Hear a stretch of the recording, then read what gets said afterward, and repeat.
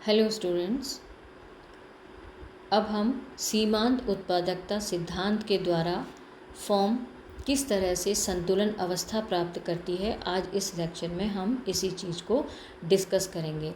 हमने सीमांत उत्पादकता सिद्धांत को समझने से पहले इसके जो बेसिक कॉन्सेप्ट थे, यानी सीमांत भौतिक उत्पादकता, सीमांत आय उत्पादकता और सीमांत उत्पादकता का मूल्य यानी VMP, ये तीनों ही हमने समझे थे, क्योंकि यही सब तीनों चीज़ें सीमांत उत्पादकता सिद्धांत के द्वारा फर्म के संतुलन में काम आने वाली हैं।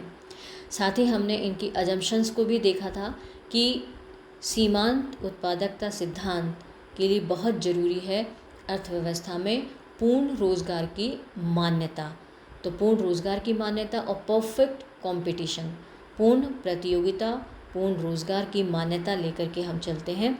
तो आगे बढ़ते हैं कि मार्जिनल प्रोडक्टिविटी थ्योरी में under the condition of perfect competition, यानी ये मान्यता हम लेकर के चले थे कि पूर्ण प्रतियोगिता की दशा में price of each factor of production is determined by the equality of demand and supply. यानी जब पूर्ण रोज़गार की मान्यता हम लेते हैं तो उसका मतलब है कि साधन की कीमत का निर्धारण साधन की मांग और पूर्ति के द्वारा होता है, जो कि एक स्वतंत्र बाजार में होता है। जब फर्म की संतुलन अवस्था की हम बात करते हैं तो उसको वो वेज रेट यानी मजदूरी, दी हुई मजदूरी पर ही श्रम की मात्राओं को लगाना होता है। दूसरी मान्यता हमने ली थी कि थ्योरी जो अज्यूम कर रही है कि देयर एग्जिस्ट फुल एम्प्लॉयमेंट, यानी पूर्ण रोज़गार की मान्यता हम लेकर के चल रहे हैं। Supply of factor is assume to be constant, क्योंकि पूर्ण रोज़गार की मान्यता है इसीलिए पूर्ति एक तरह से लिमिटेड हो जाती है, पूर्ति स्थिर हो जाती है। The factor price is determined bye it's demand, यानी श्रम की मांग से ही उसकी कीमत का निर्धारण होता है और खुद उसकी मांग उसकी सीमांत उत्पादकता से निर्धारित होती है। तो a firm will employ that number of labourers at which their marginal revenue productivity is equal to the prevailing wage rate, यानी संतुलन की अवस्था में MRP should be equal to the wages जो कि पूर्ण प्रतियोगिता के अंतर्गत मांग और पूर्ति की शक्तियों से निर्धारित होती है और एक फर्म के लिए गिवन होती है। एक एग्ज़ाम्पल से हम इसको बहुत आसानी से समझ सकते हैं। बच्चों देखिए, ये यहाँ पर टेबल ली है मैंने, यहाँ पर ये श्रम की मात्राएं हैं। इससे पहले भी टेबल पे हमने पिछले लेक्चर में भी देखा था। ये टेबल थोड़ी एग्ज़ाम्पल अलग है लेकिन चीज़ सेम है। ये उनका मार्जिनल फिजिकल प्रोडक्टिविटी है, यानी एक यूनिट जब लेबर लगाया जाता है तो 20 इकाई के बराबर उत्पादन होता है। जैसे ही दूसरा श्रमिक बढ़ाया जाता है तो फिजिकल जो प्रोडक्टिव सीमांत भौतिक उत्पादन 17 होता है, 14 होता है तीसरे लेबर को लगाने से, चौथे लेबर को लगाने से 11 होता है और पाँचवें लेबर को लगाने से 8 होता है। ये प्रोडक्ट प्राइसेस हैं, वस्तु की कीमत है जो कि 5 रुपये प्रति इकाई के हिसाब से है। इसी तरह से MRP मालूम करने के लिए हमको क्या करना होता है, ये हमने पहले भी देख चुके हैं। ये MPP into price of X, यानी कमोडिटी की प्राइस। तो 20 इंटू 5 इज इक्वल टू, ये देखिए मैंने बहुत यहाँ पे क्लियरली इस चीज़ को लिखा है, 20 into 5 is equal to 100, 17 into 5 is equal to 85, 14 into 5 is equal to 70, 11 into 5 is equal to 55 and 8 into 5 is 5। तो इस तरह से ये हमको यहाँ पर MRP मिल जाती है। वेज रेट, क्योंकि ये परफेक्ट कंपटीशन है, श्रम की कीमत दी हुई होती है एक फर्म के लिए, तो वो एक श्रमिक को 55 रुपये के बराबर वेज दी जाती है एंड ये फिक्स है। तो 55 रुपये कीमत एक मजदूरी जो है, श्रम की कीमत, वेज रेट जो है वो 55 है। अब आप देखिए इस 55 इनकी तुलना होती है MRP और संतुलन कहाँ होगा फर्म का, जहाँ की MRP वेजेस के बराबर हो जाती है।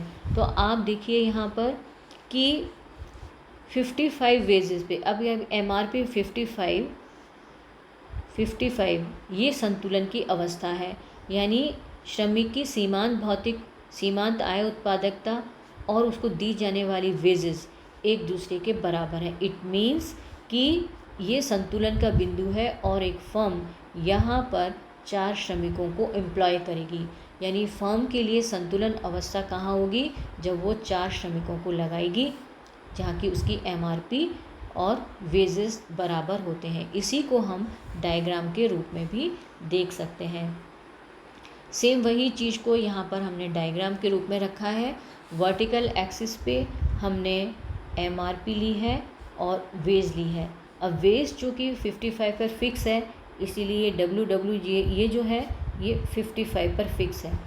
और यहाँ पर श्रम की मात्राएं ली हैं और इस टेबल की जो वैल्यूज़ हैं, यदि हम उनको इस तरह से रखते हैं तो आप देखिए यहाँ पर ये बिंदु आता है जहाँ की MRP और वेजेस एक दूसरे के बराबर है, और जहाँ ये बराबर है वहाँ श्रम की मात्रा 4 इकाई पर निर्धारित हो जाती है।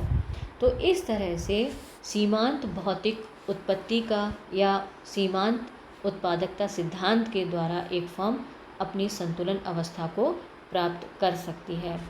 इसी तरह से मैंने यहाँ पर एक डायग्राम और लिया है जो कि MRP के बीच में तुलना को बताता है। अब आप देखिए यहाँ पर एट वेज रेट OP1 पे the demand for the factor is ON1 देखिए यहाँ पे MRP सीमांत भौतिक उत्पादकता है, सीमांत आय उत्पादकता है, इस पर वो ON1 मात्रा के बराबर श्रमिक रखती है। And marginal revenue productivity curve is MRP1, okay ये MRP1 है। If wage rate falls to OP1, अब मान लीजिए वेज रेट OP1 से घट करके P हो जाती है, OP हो जाती है, इसका मतलब इसको हम दूसरे शब्दों में ऐसे भी समझ सकते हैं कि मान लीजिए यदि 55 रुपये कीमत वेज रेट है, अब यदि घट करके ये 45 हो जाती है, तो फर्म के लिए क्योंकि साधन सस्ता हो गया, उसकी कीमत कम हो गई, तो वो और अतिरिक्त साधनों को काम पर लगाएगी और उसके लिए साधन की मांगी जाने वाली मात्रा जो है वो ON1 से बढ़ करके ON हो जाती है। तो और हमारा MRP1 वक्र भी नीचे की तरफ शिफ्ट हो जाता है। तो इस तरह से ये फर्म जो है डिमांड कर्व हम इस तरह से भी ड्रॉ कर सकते हैं। दीर्घकाल में सीमांत उत्पादकता सिद्धांत के अंतर्गत एक फर्म का संतुलन कहाँ पर होता है, ये हमने इस डायग्राम से बताने की कोशिश की है। क्योंकि परफेक्ट कंपटीशन है, wages are given for the firm, जहाँ की एवरेज वेजेस औसत मजदूरी और सीमांत मजदूरी बराबर होती हैं। लॉन्ग रन में आप देखिए कि ई बिंदु पर संतुलन अवस्था में है, लेकिन यहाँ पर केवल marginal wages of the firm are equal to MRP, even the average wage of the firm equals at point E। Marginal wages of labour are equal to MRP and the firm employ OM number में श्रमिकों को वो employ करती है इस संतुलन अवस्था में। AW जो है वो औसत मजदूरी है, MW सीमांत मजदूरी है, ARP औसत आय उत्पादकता है, MRP सीमांत आय उत्पादकता है। ये चारों इस ई बिंदु पर बराबर होते हैं तो फर्म के लिए संतुलन का बिंदु होता है। अब यदि वही वेज रेट ON से घट करके ON1 हो जाती है तो एक फर्म OM की बजाय OM1 मात्रा में साधन लगाना ज़्यादा पसंद करेगी, क्योंकि साधन की कीमत यहाँ पर कम हो गई है। So firm earns only normal profit, यानी लॉन्ग रन में दीर्घकाल में किसी भी फर्म को असामान्य लाभ नहीं मिलते, वो केवल सामान्य लाभ ही प्राप्त करती है। तो बच्चों, that is all about marginal productivity theory of distribution. Thank you very